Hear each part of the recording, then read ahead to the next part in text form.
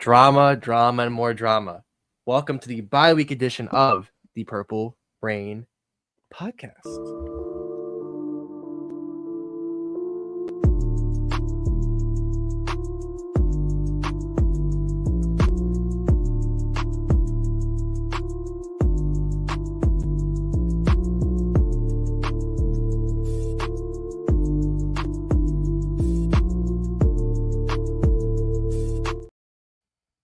Yes, welcome back to this lovely bi-week edition of the Purple Rain podcast, where surely the Ravens are not in any dysfunctional state right now. I mean, surely nothing's going on off the field. We're just in la la land. Everything is great on this episode 281 of the Purple Rain podcast.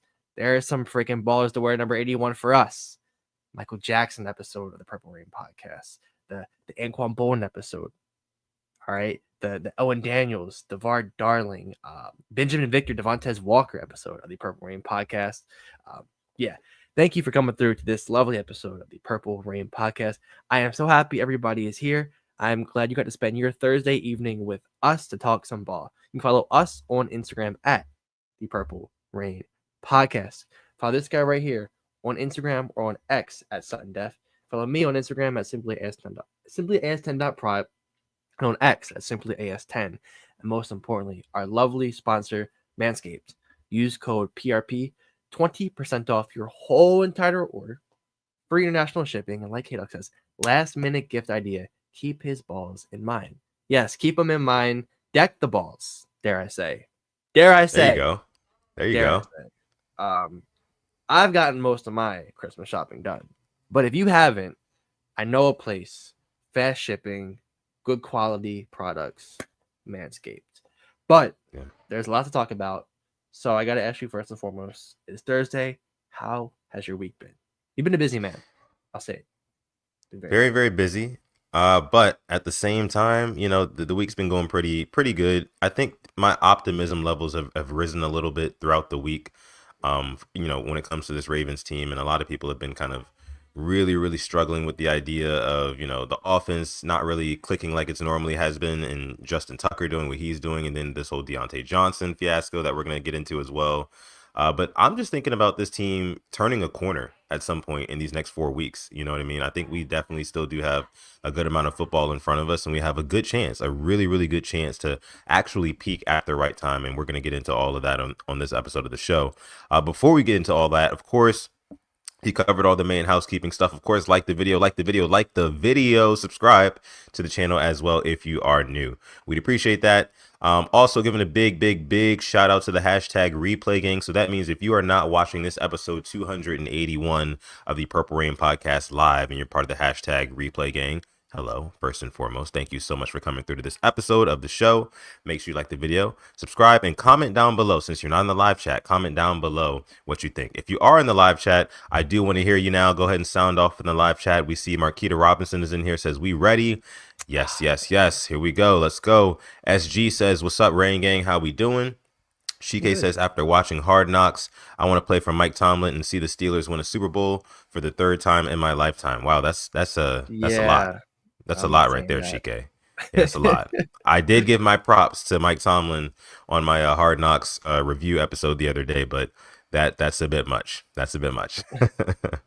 Dre says, what's up, Purple Rain Gang? What's going on, Dre? Appreciate you for coming through. We got 2 Purple Rain Pioneers. We got Dre, and we also got Lisa Ann in the house. Says, hey, Alex and Sutton.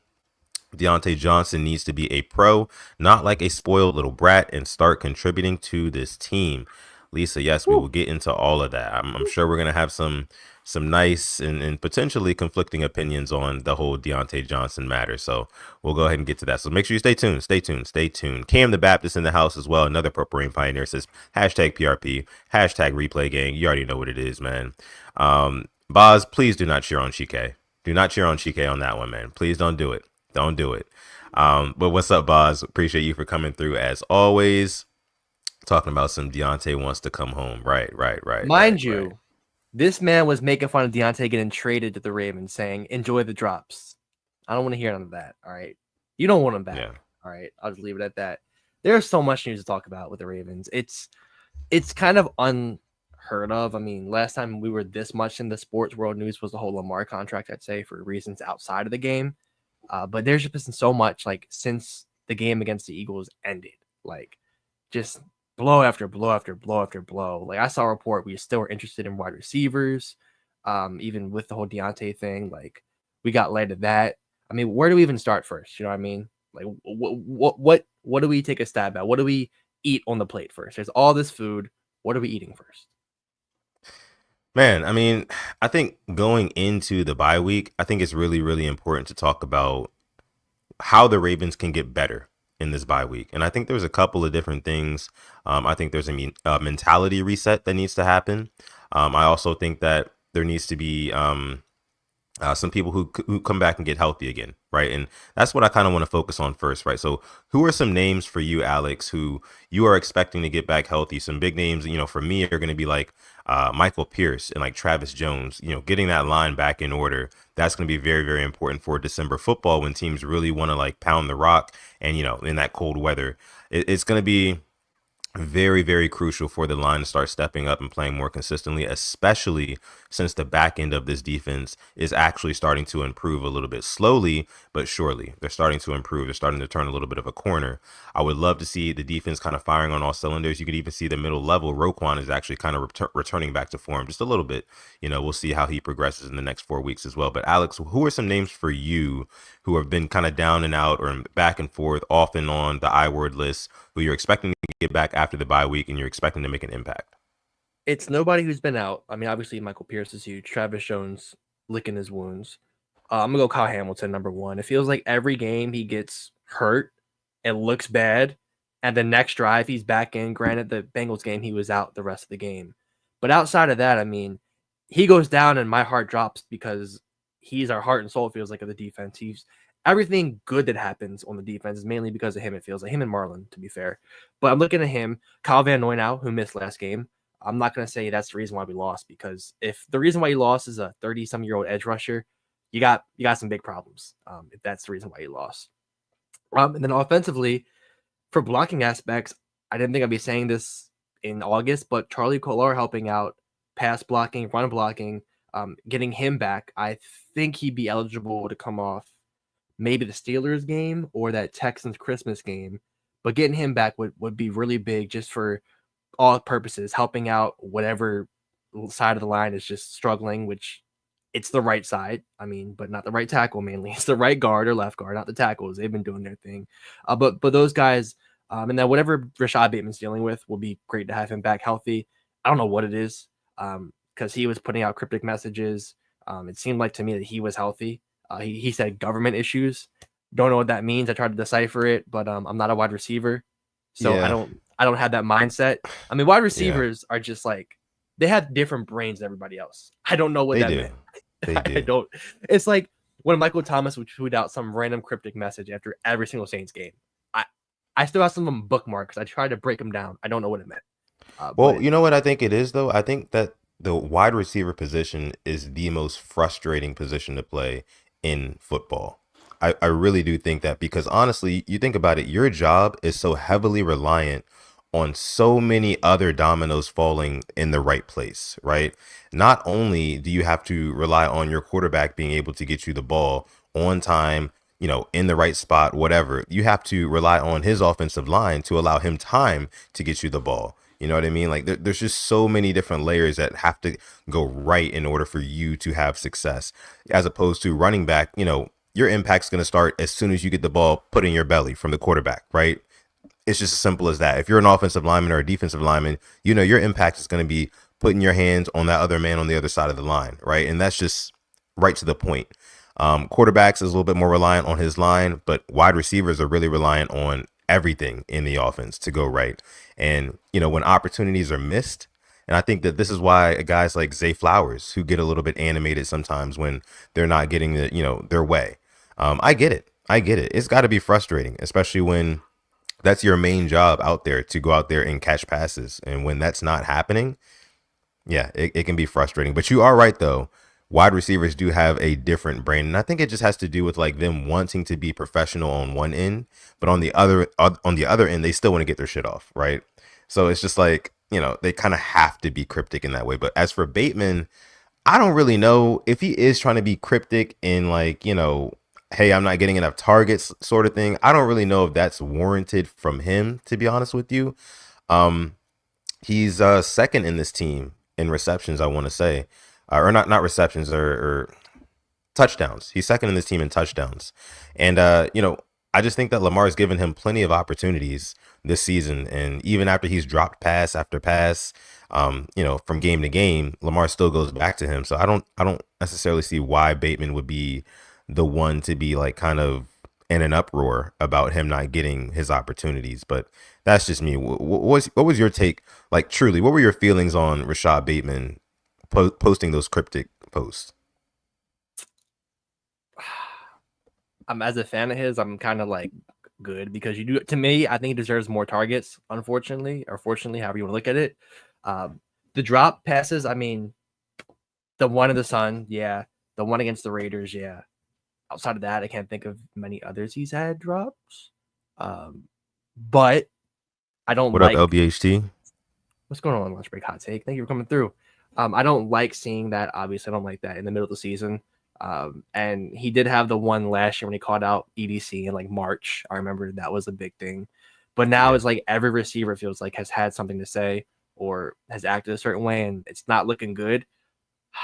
um, Zay obviously had an outburst. Diontae, the whole situation. Bateman, multiple occasions. So maybe it's just a receiver thing, Maybe we're just looking too much into it. But I was like, I didn't think of too much of it. I'm like, whatever. Um, young man, just frustrated. I get it. And my age, our age around that. How do you get off how you feel? Unfortunately, I'm not saying it's the best way to do it. Social media. And that's kind of how people vent their frustrations. Like I said, not saying it's the best way, but that's what happens. Dre here says, I do wish Bateman was the first besides Zay most times. Yeah, there are some reads where I wish he could get the ball, make something happen, but to Lamar trusts, and it's been going to Zay. Yeah. Yeah. Now I do agree with Dre as well. I think that with him being that archetype of receiver, route running savant, as we all know, he's got the size as well, and he has sneaky speed. I think that he's got a really, really good build to be wide receiver one, just for one reason or another. He just hasn't been Lamar Jackson. I guess like just Yeah. Lamar, it's more so about what I think Lamar Jackson prefers in his receivers and his pass catchers, right? I think he's either looking for like big tight ends or, shifty receivers, anything in between. He can work with it, but again, a lot of those guys are like on time, on schedule receivers, and Lamar Jackson's more so like, let me wait until the last minute to try to make the biggest play possible. You know what I mean? Sometimes he's kind of like that, and his legs allow him to be like that sometimes. Um, you could kind of see that in the Eagles game, that first quarter throw where he kind of spins out of that sack, and just gets open, and Zay Flowers way downfield. It was absolutely incredible. And for Ravens fans like us who've been watching Lamar Jackson do that since, honestly, like Louisville days, but specifically talking about like Baltimore Ravens days, it's just we're used to it. We're so used to it. Like we're like numb to it almost. Yeah. Um, until we see it like in the Super Bowl and it's like a play that's winning us the Super Bowl, I think that's the next time we'll actually be excited about like some big offensive plays. That's just me. Yeah. I went back and pulled up Bateman stats from last year. 56 targets, 32 catches, 367 yards, 1 touchdown. This Mm-hmm. year, right now, through 13 games, Mm-hmm. 55 targets, Mm-hmm. 35 receptions, 574 yards, 5 touchdowns. A difference Yeah. right now of 3 catches, but 200 more yards. That right there is like, I'm liking the way he's being used. Maybe he looks at that and he's like, wow, like I have 3 more catches I did last year, all of last year. I have 4 more touchdowns and almost 200 plus more yards. Like, get me the ball, feed me. And I'm not saying that's how he feels. I don't know, but just looking at it there, I'm just using logic. Like, I can see why you're frustrated, but then you guys have Mark Andrews, who a lot of people call washed. Yeah. Wanted him traded. He's looked back to tight end 2 maybe again. I mean, I don't even know who he's back up as a top 3 tight end. I'm not going to sit here and argue that. The way he's been playing since he's been fully healthy has been really good to see. It's just, there's only one ball to spread around, and we've been preaching that for 2 years now. We got Odell, one ball to go around.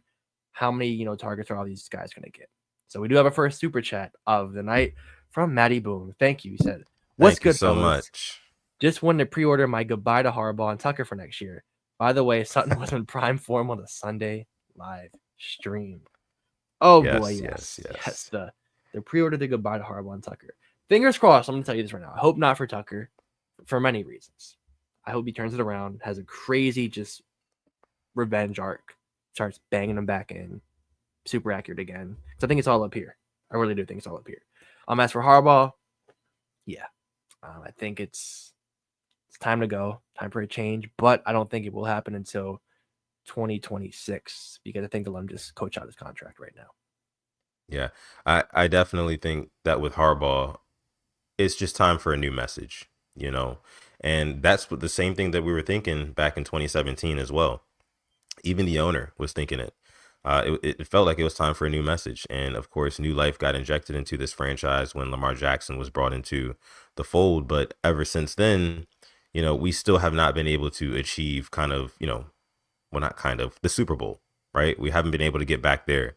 And I think that's kind of an indictment on John Harbaugh in a lot of different ways. And when I was watching the not Ravens Wired, but the HBO Hard Knocks, which I still can't believe that the Ravens are on Hard Knocks again, but on the HBO Hard Knocks, John Harbaugh compared to Mike Tomlin, for example, in terms of like how locked in they seem and how much they actually love the game of football, it felt like night and day. It felt like night and day. And I felt like it wasn't always this way with John Harbaugh. I feel like John Harbaugh used to love the game of football a lot more. And here I am talking about a guy who I don't know personally, but this is just like based off of what I see, like the eye test, like, right? Like what we watch on Sundays, what you see is the most important thing. And when I'm watching like him in interviews, when I'm watching him in press conferences, and I've been watching him throughout the years. So it's like, we know this guy. We know this guy. We know his mannerisms, things like that. And it just doesn't really seem like his message is really getting through to the guys anymore. I see a lot of stale faces in the room, as opposed to when I'm watching like Mike Tomlin and the Steelers. Guys are locked in, guys are focused because he's really commanding the room, And I said it on the other day on an episode of the show. Tomlin looks like a fiery visionary, and some people might call it, oh, you're sucking up to Mike Tomlin and the Steelers. Like, what are you doing? Like, no, I'm just being objective about it, bro. I'm just being real about it. Like, we've talked about it. You said it last week on the show. You said Harbs, he slices up the who's got it better than us 15 different ways. He says the same things over and over and over again. So I'm definitely on the boat now for like moving on from Harbaugh. As for Tucker, like you said, it's definitely a mental thing for sure. I think our hands are tied with Tucker. Unfortunately, that's one of those things that we're just gonna have to ride or die. Um, you know, live by the sword, die by the sword, pretty much. If the season ends on Justin Tucker missing a field goal, then that's just what it's gonna be. I hate to break it to you guys, but that's just what it's gonna be, and maybe we'll go in a different direction in the off season. But there's just absolutely, positively no way at all that the Ravens go in a different direction from Justin Tucker before this season is over. I just truly don't believe that. But I know you're talking about for next year. And yes, I was in prime form on Sunday, man. I was pretty livid. I was livid. That game last week, it really did feel like it felt like a playoff loss. You know what I mean? Like all the things that normally would go wrong in a playoff game went wrong in that game. And it was traumatizing in a lot of different ways. It was a little bit traumatizing. But thank you again so much for your super chat donation. I appreciate you so much, man. You are a true Purple Rain pioneer, man. We appreciate you. Hold on, I saw this other comment here from. Oh, we got our guy Taquan in here. What's going on, Taquan? Appreciate you for coming through. Yeah, the chef says, "Hey Sutton, like I told you on your live stream, Harbs looks cupcake-ish." It's just the allegations are there. I'm just saying. I hope that he can galvanize the troops, man. But here's what I'm gonna say, Alex, and I want to swing this to you. Who do you think in that locker room, personnel wise, like player wise, needs to really step up and become the vocal leader, the mental head of this team, if you will, in order for us to like kind of make up a push here? Because it seems like everybody's all over the place. So who do you think it needs to be to step up? I don't know because you might get benched. I'll tell you that right now. I don't know. Um, it'd be easy to say the quarterback, but the quarterback right now, is doing, I think, has become more of a leader as we've seen. I mean, guys who have been here the longest, I'd say. I'm looking at honestly Justin Tucker being one of them. I mean, Yeah, I agree. he kind of ate it on the head, and it really is mental. I mean, kicking wise, um, bro, it definitely gets in your head, and the whole like who out there is really the level of kicking right now really isn't the best. I'm not gonna make excuses right now, but I see Kaimi Fairbairn missing a 30-yard field goal. Um, I'm seeing Younghoe Koo missing chip shots. Um, like the best kicker in the league right now. I mean Aubrey Hill misses. Like the level of kicking honestly isn't as good as it used to be. And what I think it is, it's the kickoff rules. What I think it is, instead of just kicking it as hard as you can now, they're making them freaking kick it with a certain amount of power. Bro, who cares? Just boot out the end zone. Who cares about the whole landing zone? And I honestly think that's the reason why Tucker is like something's happened. Like he had to switch up his technique with these kickoffs, probably switch up his technique kicking, and now look at it. I mean, it's not a I have surprise all the never best heard that kickers. take before, bro. That's interesting. It's not mine, it's K-Dog's. I'll tell you that right now. He said it in the chat a while ago, and I thought about it, and I slept on it. It's just kicking. It's just the technique of kicking. As someone who played soccer, the fucking technique is everything. It's like a muscle You memory thing, right? it is. I mean, you're used to kicking a certain way, and now you just all right. Go out there, kick it as hard as you can out the end zone. Bye. But now it's saying, all right, kick it in between the 0 and the 20, but don't kick it out of bounds, or don't kick it out the end zone. Now you're gonna get the 30. Like it's all this on them. He even said he was putting on weight in the offseason because he had to tackle these the returners. Like Mm. that definitely I think did something. Um, it's it's just a whole bunch of stuff. So I'm still riding with Tuck. As for Harbs though, I'm gonna back him. I'm not happy with them, but I'm not gonna sit here and hope we lose for him to get fired. But Yeah. there definitely is a difference. Um, the only good thing is at least we have a playoff win more recently than the Steelers. Like I'm gonna look at that positive. That's like my trophy in the cabinet right now. But I wish that we have some crazy turnaround. But I think Maddie said it. He said, hate to say it, this isn't our year. I'm done getting my expectations up just to lose the same way over and over again. I'm not gonna say it isn't our year, but I'm gonna say yes. My expectations have simmered. I'm not gonna sit here and think we're gonna win, Super Bowl because it just gets you hurt. I'm taking it week by week. Whatever happens, happens. But we have a very talented team, and we haven't hit our peak, I think, which is kind of scary. But I don't know if we will hit our peak this year. Yeah, I just honestly think that with everything that's been going on in this organization in the past, I'd say just 1 week, to be honest with you. The Eagles lost, the Diontae Johnson thing, the Bateman cryptic post or whatever it is. I think that there just needs to be a conversation had in that locker room amongst the players, right? And that's why I was kind of asking you, like, who do you think needs to step up and kind of lead the charge and something like that? I think the leaders, like you said, Justin Tucker needs to be one of them. Mark Andrews needs to be another guy. Roquan Smith needs to come back to the forefront. You know what I'm saying? Lamar Jackson, of course, but even though we know he's not necessarily known to be that much of a vocal leader, he's kind of stepped up more recently in years. So we need guys like that. Kyle Hamilton, I'm looking at him too. I'm looking at him too. Kind of like the veterans and the star players. We need those guys to come together and really, really have a conversation, air out any dirty laundry between them, anything they got going on, just for everybody to get on the same page. Everybody needs to be on the same page, man, because like all this, like never being able to fire on all cylinder stuff is just not going to bode well for us, especially going down the stretch and into the playoffs. You know, it only takes like one bad stretch of defense or one bad stretch of offense to put us in a really, really bad spot that we have to end up trying to claw ourselves out of with our two-time MVP, Lamar Jackson. And sometimes he can do it, sometimes he can't do it. And, it's just not good to leave it up to that. So we definitely need to kind of just regroup. It's going to be a mental thing. It's not even just a mental thing with Justin Tucker. It's the whole team. It's the whole team right now, from the top down. And there just needs to be like a clean sweep. And I think that against the Giants coming out, it should feel like a fresh start. And, it's kind of reminiscent of the 2012 season where we came out, we played the Giants. And, after that, we went on that run, and won the Super Bowl. So it's just, I don't know. It's a big mental thing for me. Big mental thing over the bye week. Yeah, I don't want to talk about 2012 because we did end the season at 1-4 that year. So I don't want to talk. I mean, we caught fire. We were the team to catch fire at the right time. And Yep. what I think that happened here, I don't know. I mean, there's a small part of me that kind of wants to just be the underdogs on the road with Derrick Henry because I see how that happens before, but we're not really underdogs that much. And I know our quarterback likes being the underdog. He likes everybody against him. So maybe I'm giving myself false hope right now, but I just get in the playoffs. Just get in there and just see what happens because who knows what could happen. So that's kind of like maybe everything goes right in January. Who knows? And if so, so be it. But you got to get in there to at least have a chance. So take it 1 week at a time, one game at a time.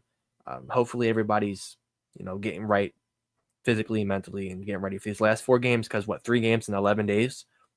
1 against the Steelers, which is going to – that's going to be the game where I find out who this team is, and I'll keep saying it. If you win that game, then I'll feel really good about this team. But if we lose that game, to me, it's just same old Ravens. And I will go into the playoffs with very little hope. I'm trying to look up the playoff picture, like the bracket, and like who they're projecting for us to play, at this specific time. Right now it's the Steelers, 3-6. Steelers, yep, I see. Yep. Funnily enough, we've already went in there. John went in there and beat them in the playoffs in their home. So I don't know why I would fancy us in that game, but I want to see us, beat them in the regular season. So D-Bank says we're not going to be the underdogs with a multi-time MVP and a Hall of Fame running back on the team. We got to stop forcing the underdog narrative. I got to push back. Everybody's saying the Bills right now are hot. The Chiefs are 11-1. People have kind of said that, how are the Super Bowl favorites wild card? We've been a wild card team the whole year. We haven't looked at world beaters. Our only game we looked world beaters against a good team to me was the Bills and the Broncos. But outside of that, it's been close every game. So if I'm an outsider putting my money on somebody to win the Super Bowl, I would not be putting my money on the Ravens because they're way too inconsistent. And their offense does not show up in the big games. So that's where I'm pushing back on that. We do have a Hall of Fame running back who we sometimes forget to use. And our O-line doesn't give him time to run. He gets stopped in the backfield way too much for his caliber of a running back. Yeah. And I think that's really where we are going to either live or die this season is in the trenches. And that's why I led the episode with saying it's going to be so important for us to get Travis Jones back, for us to get Michael Pierce back to help out with Nnamdi Madubuike. You know what I mean? All those guys, like you mentioned, Kyle Van Noy, all those guys, Roquan getting closer to 100%. And then on the offensive line, that's just a prayer. Because Harbaugh he's got his hand, he's strong arming the offensive line right now. And he just refuses to really let go of his way, and trying something new. And at this point, I don't even know if going in a new direction would be the best idea, just considering that there needs to be a ramp up period for guys to gel. And unfortunately, we do not have time to drop any more games or many more games, So I guess we're rocking out with who we've got there. Again, that's just a prayer. But I mean, in terms of forcing that underdog narrative, like my guy Alex said, man, once you just get into the dance, right? Get to the dance and see what happens. Anything can happen from there. I mean, we've seen that happen time and time again in this league. The parity is crazy. Let me see. So, all right, we got Deshaun86 says, "What's up, brothers? What's going on, Deshaun? What's going on, bro? Appreciate you for coming through. Let's go ahead and talk about some of this Diontae Johnson mess, right? So." I think it's time for us to go ahead and get into that. I've been seeing the chat go crazy about it pretty much the whole show, and we kind of held it off. We're half an hour in here. So this is news that dropped just yesterday. And interesting news is I was so shocked, to be honest with you, to find this out. But I was also not surprised, if that makes sense, because a couple of weeks ago when we made this Diontae Johnson move, and by the way, as you guys already probably know, Diontae Johnson was suspended by the Ravens for 1 game. He's not going to play against the Giants because he refused to come into the game versus the Eagles late in that game, right? I think it was like late fourth quarter, maybe like 6 minutes left or something like that. He didn't want to go in the game. Um, I kind of I don't want to say I called this, but I just said we didn't need this, right? We don't need another receiver on this team. And for him to be causing a ruckus like this is kind of just like adding insult to injury, you know? And I hate to say the I word, but I just did. I'm going to put a little piece over that. But yeah. But anyways, I just think that he has a point, right? He has a point because why would you bring me in from a team that I was producing on just to turn me into wide receiver 5 and only want to put me in the game when, it's basically over, right? When I could have helped from the beginning. And if you're the Ravens, you're thinking from the perspective of, and this is like John Harbaugh's coaching philosophy and everything like that. When you come into the Ravens, especially if you're an offensive player, you got to earn your keep. You got to earn your keep. Unless like you're an off-season acquisition like a Derrick Henry, like a top name like that. Now you have to practice hard, right? You have to show up every day with your lunch pail. You have to respect your coaches. You have to act like this is, you're fully buying into us, and then we'll buy into you. But I think Diontae Johnson was more so just thinking like, okay, like, like I'm a mercenary kind of thing. You guys pick me up mid-season. All right, let me go over there, help y'all win a championship. Just throw the ball my way, right? Just incorporate me into the game plan. And it's just not happening because I don't know if it's something that's going on in practice. He's not practicing hard enough. He's just not, as attentive in meetings and things like that. But I can see it from both perspectives. But Alex, I want to get your perspective on it. And of course, if you're listening right now, make sure you give us your live perspective in the chat. And if you're part of the hashtag replay gang, leave it in the comments. But Alex, where are you at on all this Diontae Johnson stuff? So I see both sides. I'm more leaning towards the coaches and the front office. There's been drama everywhere he's went. Let me just get this out of the way. I am rooting for him. I think to like Bateman, Zay, Diontae. If it's a 2-minute drive and we got to drive down the field, I like those 3 guys and Mark Andrews as a receiving options. Maybe a Keaton or Justice Hill at the backfield, or Derrick Henry, who we saw has been helping out in the passing game. I like that to drive down the field and go maybe tie the game or win the game with those 3 guys. You have the best of, you don't have your big body guy to go out there and make a 50-50 ball, but to drive down, hopefully you're not getting in 3rd and 10. And, you're getting quick passes. I like that. I like that in 3 than Aguilar out there, like Don Worrell says, to be honest.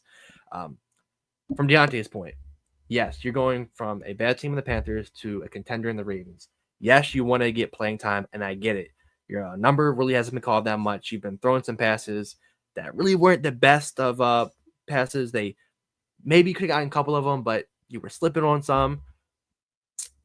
As for the front office, he's not going to get released because we could have already released him by now. They want him to be on this team. We gave like a 6th round pick in a couple of years. Like in the grand scheme of things, it's really not that big of a deal pick wise because we'll get him in comp picks back.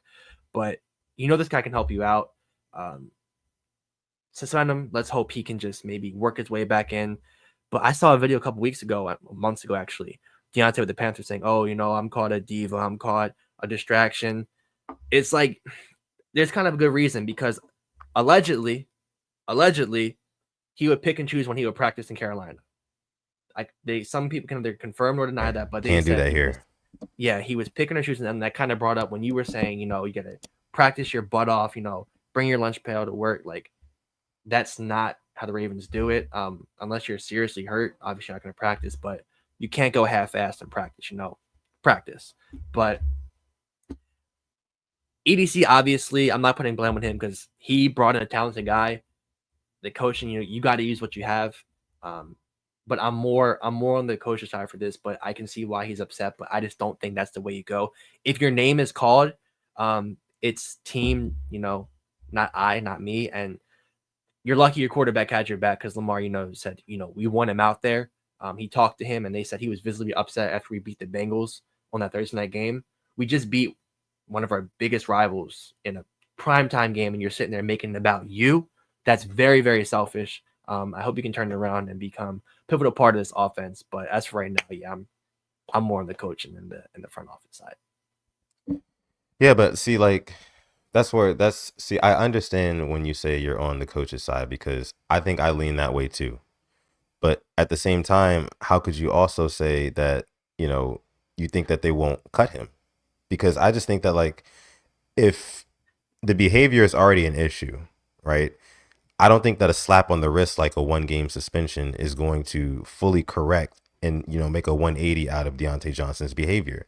And I think that if the Ravens do not win the Super Bowl ultimately this year, let's say we go to the wild card and like suffer a wild card loss, and it's just one of those ugly losses where the passing game can't get going, Lamar has a bad game, and the media really trashes us, right? I don't think that Diontae Johnson is going to be on this team next season. I just don't. I just don't know why they keep him. Why keep him at this point? I mean, you basically got him for free. If you want to act like this, Diontae, it's a contract year. We can keep him, make him inactive every game, and see what type of money you get. That's kind of, I'm looking at that point. Like, if you want to come in here and try to be just sabotage and just act like this, you won't get a contract. But I want him to play because he's to me probably the best route runner on the team. And Bateman's a hell of a route runner, but Diontae's so silky smooth, and he can help us out. But it's just you can't act like that. You can't put yourself before the team, and that goes with anybody. I feel like, and I feel like if we didn't think he could contribute, he would have been cut by now. But they're keeping him for a reason. Yeah, Don Royal says he's better than Aguilar. He should be getting the snaps. I'm right there, and I understand why he's upset because I feel like he should be seeing the field more than Aguilar and should be getting targets like Aguilar. But that's why I do blame EDC because it's just like you have to. You got to call a spade a spade. You know what I'm saying? Like, if it's swimming, it's probably a fish. Like Diontae Johnson has said before, like you said, like, oh, they want to call me a diva. They want to call me a distraction because he was probably making diva and distraction type moves, in Carolina. And and in Pittsburgh, it's just like, I don't really understand why, if you know that the philosophy of your coaching staff is not to coddle to a diva's ego, why bring in a guy like that, especially mid-season when like everything is going on? You can't even focus on really ushering him in properly to this franchise. You know what I mean? I can understand if you get him like in the off season and you have a whole off season to really kind of get him accustomed to the Ravens way and really turn him into an actual Raven. But no, you bring him in on the fly and he's a mismatch when it comes to mentality. It's just not going to work. I don't know. And also, I'm thinking like he's supposed to be insurance for Rashad Bateman, who went down in that Eagles game, and he just doesn't get in. And it's just like, what's more important? Yeah, go ahead. EDC went there and made the move. EDC is not the one putting the players on the field, telling them when their time is called. I have no problems with him in the situation. He was given an opportunity, I feel like, to go from a really bad team to a really good team, but there's non-negotiables, and that's one of them. Like, that's just, to me, it's still selfish. I mean, you can't do that. Like, when your number's called, your number's called. Even if it's the fourth quarter, like, the game was still close. It was still a game back and then, but I agree. It's just like, it's see who you're playing with or see how much money you're making next year, with you now being 3 separate instances: the Steelers, the Panthers, and now the Ravens. Like, what team is going to take a chance on you? The DC Defenders, the Renegades, the Arlington Renegades. Like, it's yeah. Huddle It Up Films, our guy Jason. What's going on, Jason? Appreciate you for coming through. I was on his channel last night. I appreciate him for having me on. I was on there with him, Yolanda, and Engraven. We had a great time. And I know he had some others on there too. It says EDC and Harbs had to be on the same page with Diontae Johnson. I mean, how? I don't understand. Because Harbs, he had to have known that it was going to be a possibility that this guy was going to come in, not practice hard, and not get in the game. And we would get no return on investment. I know we basically got him for free, but come on, man. We're trying to win a championship. I just think the moves need to be a little bit more. It should have been a little bit more calculated there. I'm no GM. I'm no head coach. But, like, again, at the end of the bar. I got my water tonight, Alex, but here we are. End of the bar, right? At the end of the bar. I mean, at least we didn't give up a 4th-round pick for a Jonathan Mingo like the Cowboys did, who's done nothing. Oh, my God. Diontae's really done nothing either, but we gave like a 6 in a couple of years, so Uh, Yeah. yeah, and at the point I'm looking now, it's like D Hop got traded, and he's been making. He hasn't been the D Hop that we knew with Arizona or with the Texans, but he's still been making plays. They got him acclimated. They uh got him in. Cooper's been hurt, but he at least had a touchdown with the Bills. But I would like to see him use more. So I just hope his next game is after is eligible, is that Steelers game at home, right? Yeah. Yeah. Yeah. So if there's any way for you to want to really show this team that and show this coach that you're all in, when your number is called upon, go make a play against a former team who shipped you out to the Panthers and winning your career to rot. So it's a little But he's adversity, also Diontae. Face it. he still got to practice really, really hard that week too. He's got to practice really hard that week in order for him to get some, plays drawn up for him. I was laughing at this one from Tommy Davis Jr. here. It says discount DaCosta in full effect. Oh man, That is every dollar counts. I see Double dip DaCosta. I love it. I love it. Dumpster diving DaCosta. There you go. Pretty much, yeah. Ooh, that was a good one. That was a good one. That was a good one. You guys are creative tonight. We've been on. Yes. Okay. So we've talked about our Ravens a whole bunch here. The bye week is upcoming. I think that going out against the Giants in the following week is going to be, dare I say, it might get ugly for the Giants. And I don't want to act like I'm on my high horse because the Ravens are certainly not on that. But, this team after a bye, after a loss, Lamar ticked off. Lamar literally telling the press that, like, hey, look, I'm going to run more. I think that's going to tip the scales just a little bit more, add a little bit more pressure into the Giants' defensive game plan. And you could see either a really big running game from Lamar or a really big passing game from Lamar. And I think that the Ravens will get back on track. And hopefully that's a game that they can kind of turn the corner on the season, take some momentum in the Steelers game, and beat the Steelers. If you beat the Steelers, right, if you win these next two games, it is full speed ahead to the Super Bowl. Not the playoffs, the Super Bowl. Because the Ravens have been fighting certain demons, right? The Steelers being one of those demons. I think that if you come out of the bye week healthy, you cruise through the Giants, which I'm sure a lot of people are expecting us to do, including myself. Just going to make the pick right now, including myself. And then if we beat the Steelers, albeit at home, albeit we'll, have split with them at that point, I think that it is definitely full speed ahead to Super Bowl hopes all over again. And then you beat the Texans. If you beat the Texans on Christmas, that's just, yes, I think we're back. We're back at that point. But we got to win those games. Again, we got to win those games. And I think another big part of that is, of course, special teams has to turn it around. We talked a lot about offense, defense, both sides of the ball, how the defense is kind of turning the corner, how the offense is kind of a little bit inconsistent here. We got to pray for the offensive line. But special teams needs to turn the corner. It needs to step up. It needs to do something. And that's why I'm looking at John Harbaugh again. He's the special team specialist, right? That's what he's known for. So I just think that, there's a lot of things that need to happen, but mentally, this team, there needs to be a shift, and we need to all get on the same page. And Boz says we're getting our hopes up again. Yeah, I'm not. Yeah, I've seen the Ravens lose the championship game. I've seen my favorite soccer team lose a title back-to-back years. This heart's been broken way too much. I'm just gonna sit back, enjoy whatever happens. But yes, you should be beating the Giants when they're in front of you. And let's say we were to beat the Steelers, I'd be feeling a lot better. But it's not to the point where we're gonna go and do something. But I know this team is somewhat serious in a sense. So 1 week at a time, which they've been saying. And the only thing I'm a little worried about is MetLife Field. I hate that stadium. I hate that field. I hate everything about that field. So let's just hope we get out there and just no I words. But that's neither here nor there. That was the whole Diontae talk. And is that really all the Ravens do so far? All the drama? All the drama, I'm pretty sure. There was the I got killed on Twitter today. For welcome to the club. Yeah, man. Yeah. I was talking about, the Marlon Humphrey podcast. He was talking about how he was like talking to Saquon, who I didn't know they were cousins actually. Yeah. But he was talking to Saquon during the game, and like Saquon kind of like punked him a little bit during the game, kind of like called a shot on him, and then like took the shot, made the shot. Kind of an embarrassing moment.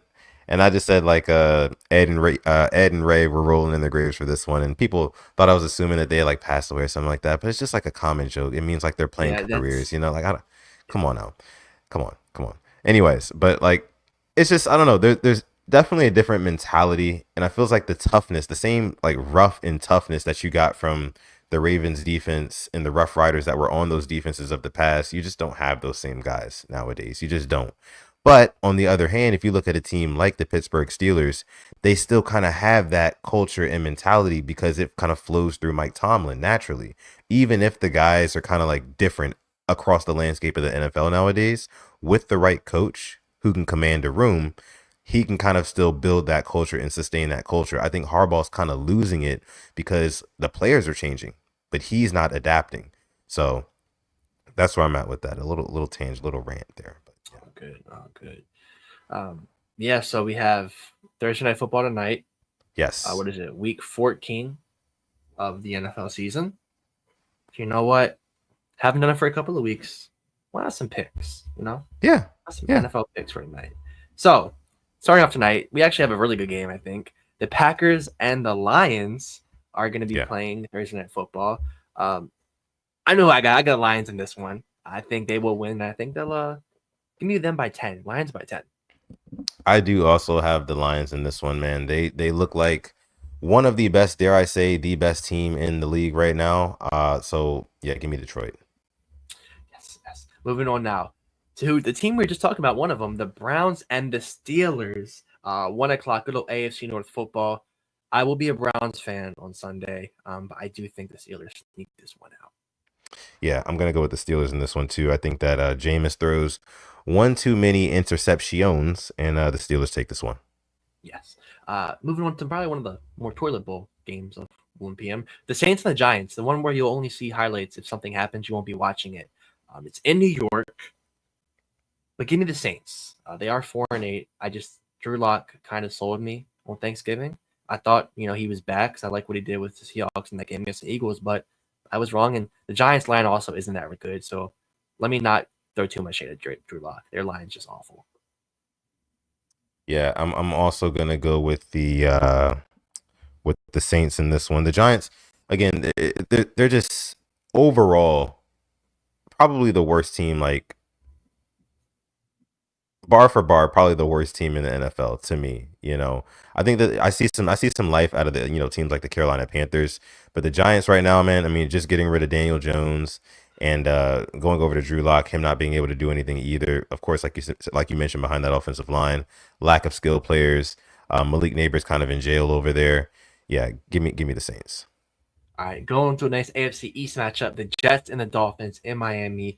Give me the Dolphins. I love seeing the Jets in turmoil. Yeah, I'm gonna go with the Dolphins in this one too, and I'm just like so excited.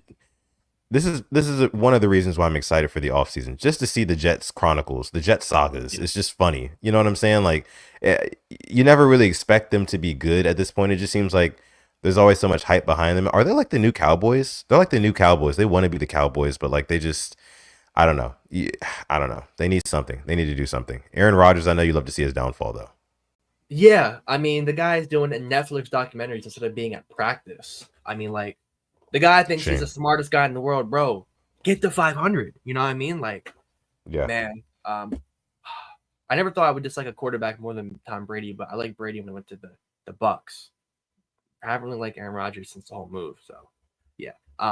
Moving on though, the Jags and the Titans. Mac Jones and the Jags, since Trevor Lawrence is now out for the year against Will Levis and the Titans. I don't really know what this game is going to give me. I know I will get one good Will Levis meme screenshot out of it. And for that reason, I'm going to go with the Titans because I think it's going to be a good screenshot, not a bad one. It's going to be the Titans. Yeah, I'm gonna go with the Titans on this one. I kind of like the Titans now just a little bit only because of the end zone boys on TikTok. I don't know if you've ever seen them. Yeah. They are absolutely hilarious, bro. Like I low key want the Ravens to go there and just like for them to trash talk some of the Ravens players and just like see how they react. That would be so funny. That would be so funny. But yeah, give me the Titans in this one too. Falcons and Vikings, Kirk Cousins revenge game. No, give me the Vikings in this one. Kirk has shown me who he was, and Kirk Cousins is who I thought he was. Yeah, Vikings. Yeah, I'm gonna go with the Vikings in this one too. Panthers, Eagles, Eagles. Eagles. Yep. Raiders, Bucks, and Tampa. Give me the Buccaneers. Bucks. All So right, much here we go. clarity at this point in the season, right? Right, but here's a good one. 405. Seahawks, Cardinals. I saw a stat like if the Cardinals lose this Mm, game, their chances of making the playoffs just drop by a lot. They are a very talented team, but the Seahawks, they're showing me a little bit of life, just a hint. 7-5. Mike McDonald doing pretty good with them against the 6-6 Cardinals.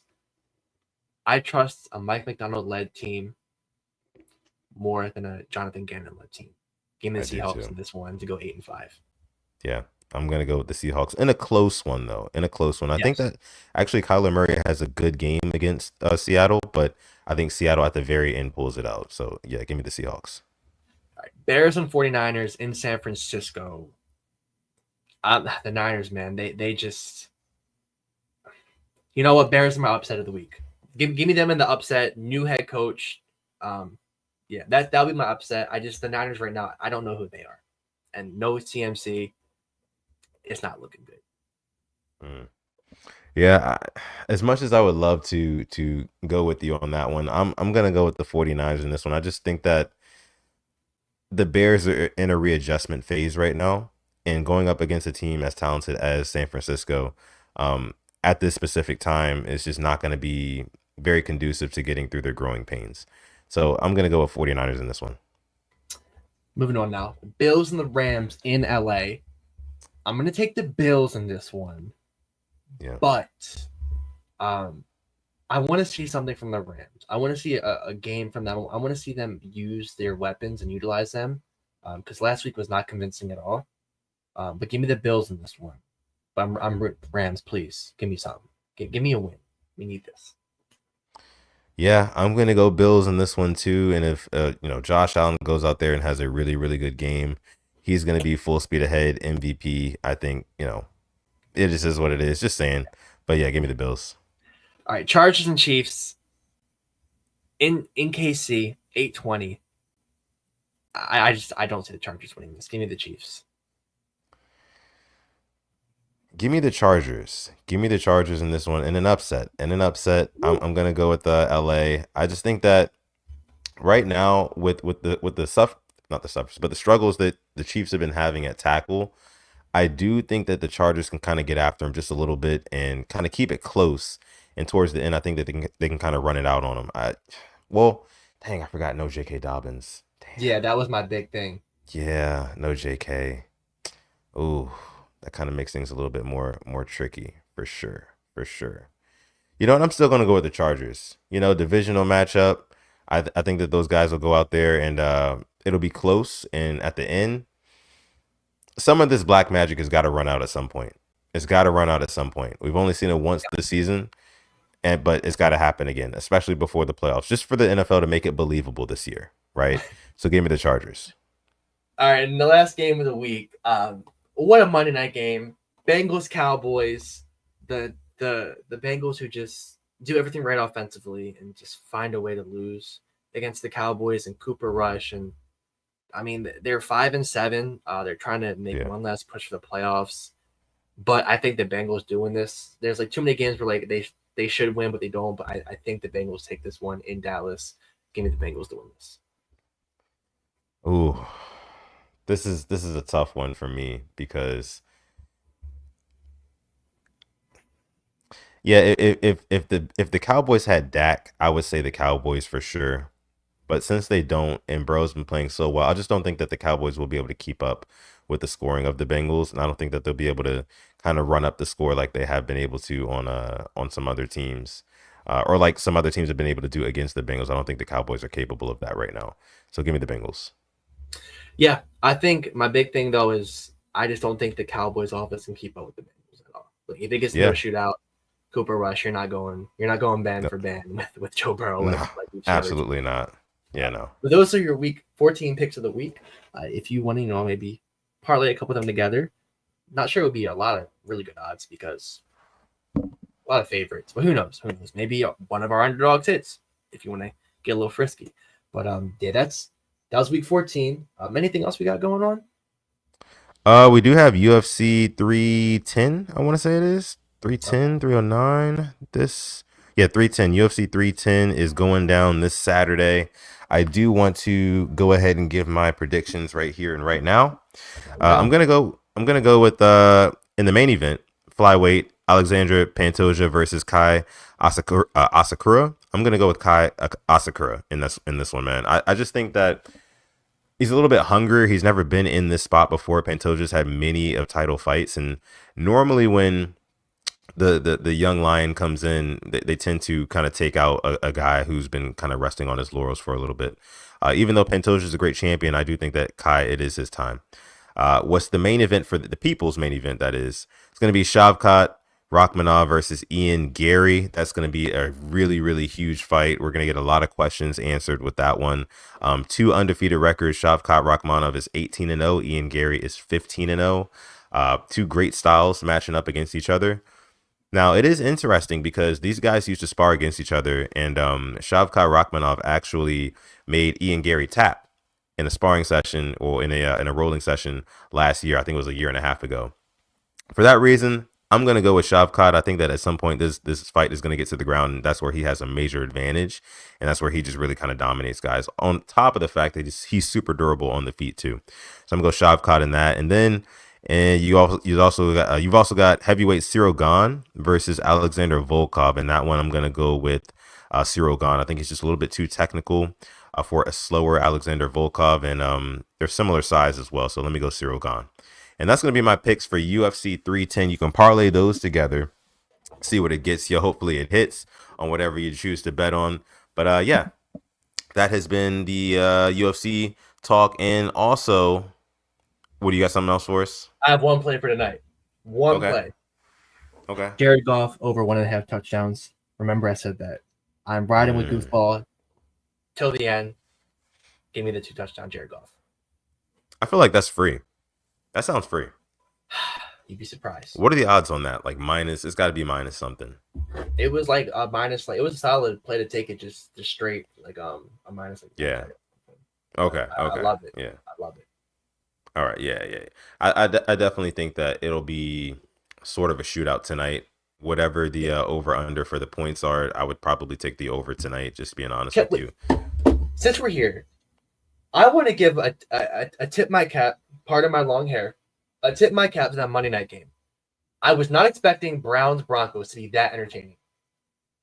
I just want to give them a bravo. Yeah. Jameis Winston is pure comedy, and Jerry Jeudy revenge game was hilarious. So what a game Monday night. So get it out there. What a game Monday night indeed. Like you mentioned, Jameis Winston, who went out there and threw like almost 500 yards of offense and still loses the game, and then asked the Lord to deliver him from pick sixes. And then the Hard Knocks episode, I don't know if you saw it, but like he's in like the team meeting with like barefoot. He's barefoot, like dropping back in the middle of the team meeting and like acting like he's taking snaps and whatnot. It's crazy how entertaining and hilarious this guy is. But anyways, tip